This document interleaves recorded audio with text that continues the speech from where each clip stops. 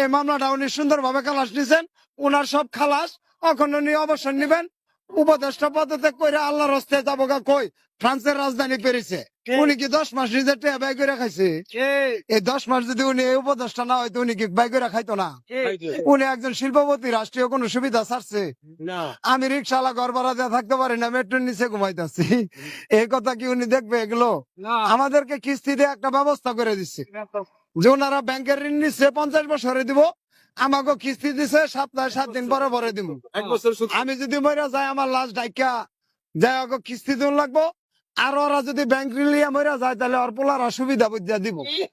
এই যে সিস্টেম তৈরি করার পরে উনি গোটা বিশ্বের শান্তি আইন আমাদের যে অশান্তিতে ফেলছে, এই অশান্তির কথা কি আপনারা দেশবাসীর কাছে তুলে ধরবেন?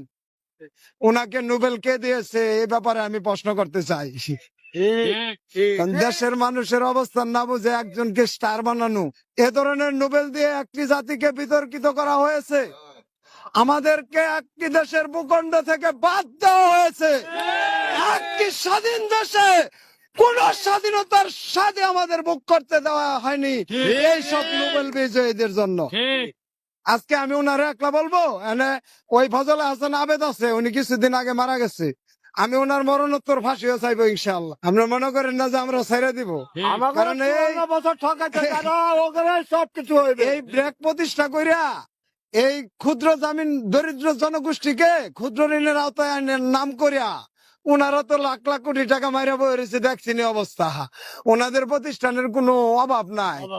দেশের নামি দামি মেডিকেল, নামি দামি কলেজ, ইউনিভার্সিটি, হাসপাতাল, ব্যাংক, গাড়ি, বিজনেস সব কিছু ওনাদের। কিন্তু আমি যে ব্রেকের একজন সদস্য, আমার কি অবস্থা জানে? ঠিক মতো কিস্তি না দিতে পারলে রাত্রে বউ লাগে ঘুমানি হয় না। বিশ্বাস যদি না করেন তাহলে এটা এর চেয়ে খোলামেলা আর কত বলবো। প্রিয় দেশবাসী, আমাদের এই কথা এভাবে ধারাবাহিক চলতে থাকবে। আমাদের সাংবাদিক ভাইদের জন্য একটু দোয়া করবেন, ওনারা যেন আমাদের কথাগুলো আপনাদের সামনে তুলে ধরতে পারে।